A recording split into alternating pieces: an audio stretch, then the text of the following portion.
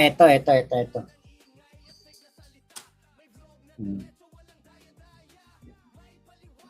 Ayan, ito. Ngayon, ipakita mo ngayon ang ano mo dito, Alan Petrang Caballo. Pakita mo ang ano mo rito, tapang mo dito Alan Petrang Caballo bukas. Mamaya umaga. Pakita mo I will do what I can. I will go to the Senate before 10 o'clock. I will do what I can para buksan yung session hall at nandun po ang hearing natin. My authority now comes from the Constitution, but my strength will come from your prayers and will come from the fact na ang ating bansa ay dapat ipaglaban. I still remember the day that my dad called us together at lumuluha siya at sinabi niyang mag-abroad na kayo because magkakagulo and we don't know what will happen. We may be arrested, we may be killed. That was either February 21 or February 22. I think it was 21, no, before that day. And we all hugged him and sabi namin, if you love your country, we love hindi ka namin iiwanan. So, malayo tayo sa crisis, mga kababayan. Malacanang, malayo tayo sa crisis. Why are we bringing it to a point of a political crisis? Ewan ko sa'yo, Alan Petrang Caballo, kanina lang, doon sa kanyang isang Facebook Live, sinabi niya, krisis daw tayo.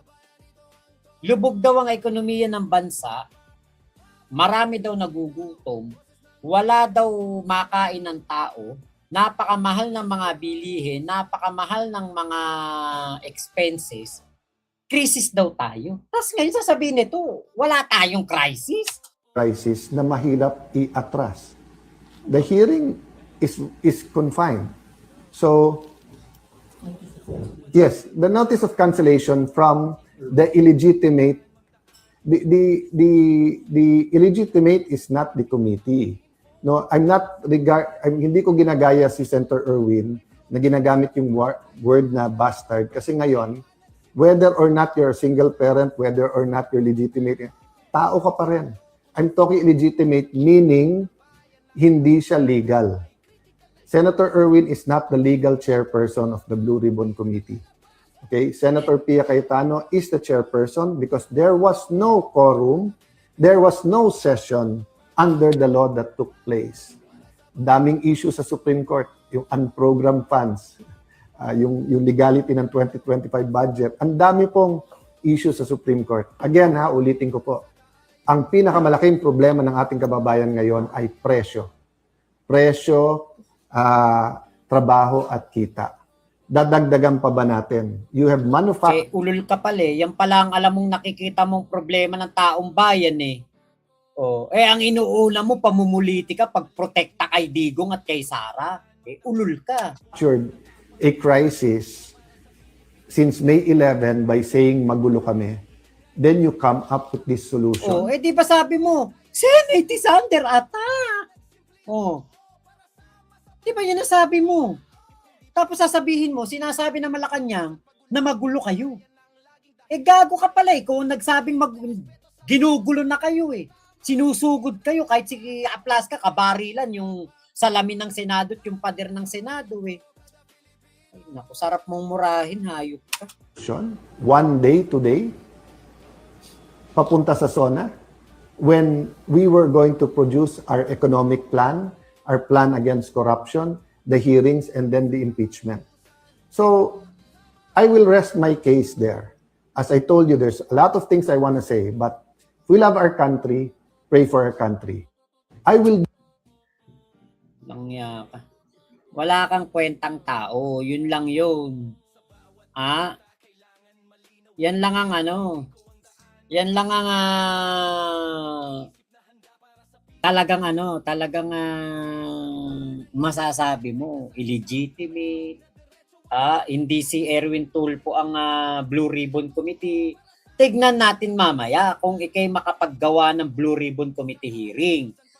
Meron po akong nakitang post na sinasabi nitong si Alan Petrang Caballo na sila daw po ay maggagawa ng Blue Ribbon Committee hearing via Zoom. Via Zoom ha. Imagine niyo, Zoom hearing ang kanilang gagawin. Kasi nga po, ipipilit talaga nila na magkaroon po ng Blue Ribbon illegitimate committee hearing. Etong si Marco Beta, alam niyo po kung bakit. Kasi pagsasalitain nila diyan, si Saldico. Yan ang kanilang plano diyan. Kasi wala na, desperado na sila eh. Kailangan na talaga nilang maidiin ang ating Pangulong Bongbong Marcos. Yan ang plano nila.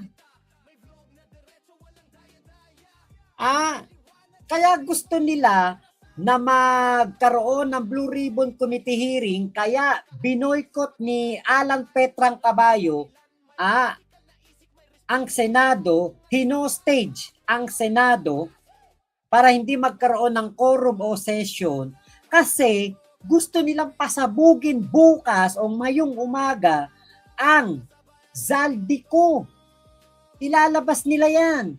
And then, gagalitin nila ang taong bayan para magkaroon ng people power.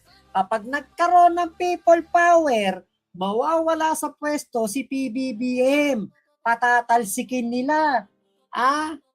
Gagamitin nila ang galit ng taong bayan para mawala sa pwesto ang ating Pangulong Bongbong Marcos.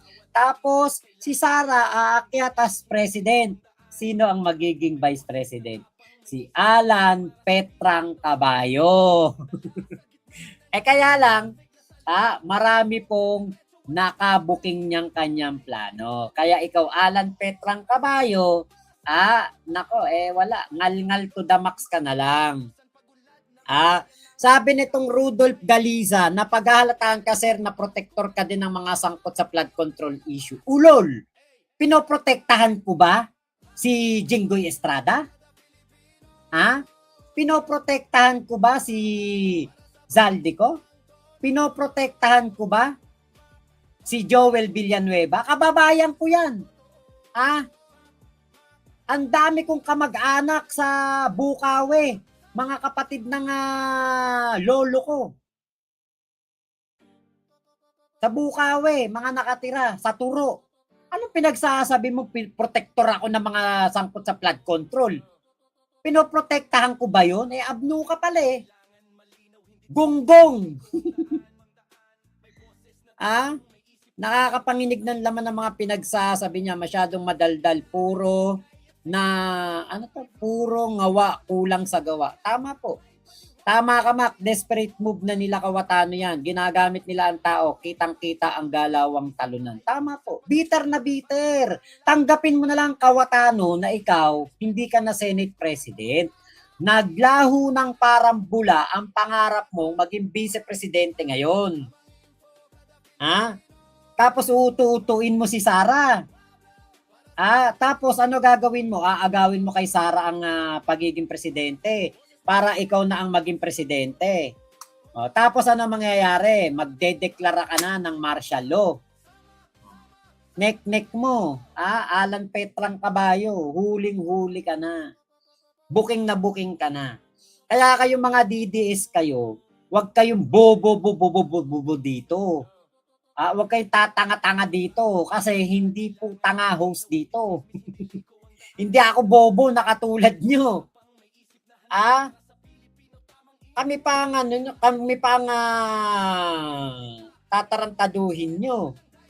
Ikaw, Alan Petrang Caballo, noon matalino ka.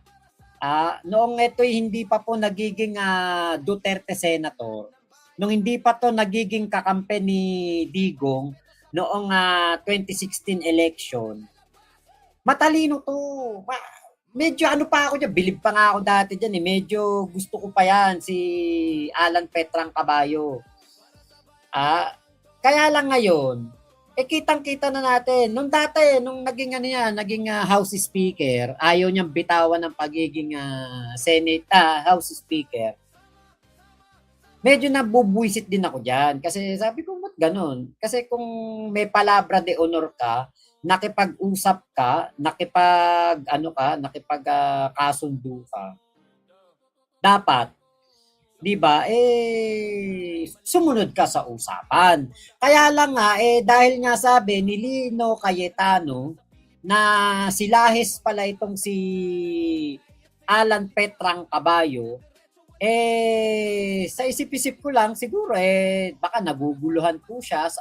Doon nga sa kanyang kasarian, naguguluhan siya. Kaya siguro ganyan siya na kahit sa kanyang mga pinapasukang trabaho, profesyon, pinapasukang sitwasyon, nahihirapan siyang magdesisyon at mamuno. Kasi nga, siya po yung kanyang pagkatao nga hindi nga niya maituwid kung ano ba talaga. Dito ba siya sa kaliwa o dito ba siya sa kanan eh. Yung takayang Senado, hawakan niya. May 23 siyang tao na pamumunuan. At ang buong Senado pa, pamumunuan niya. Tapos Bading Jersey, naku, talagang mahihirapan ka niyan. Kaya ikaw, Cayetano, tingin ko, dala mo lang yung apelidong Cayetano, kaya ka nananalo. Pero,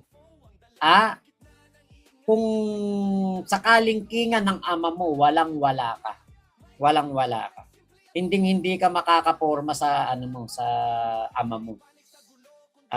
Sinira mo ang apelidong Cayetano. Sinira mo. Kayo ni Pia. Puro kayo katarantaduan sa Senado.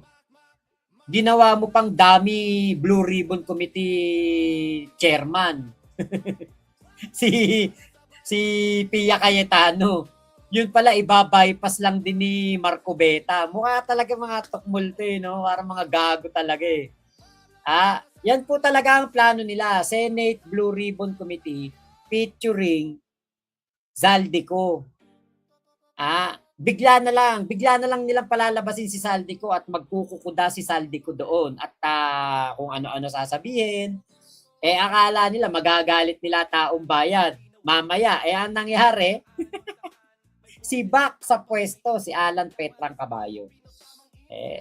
Tama lamang yan. Deserve, di ba? Deserve niya yan.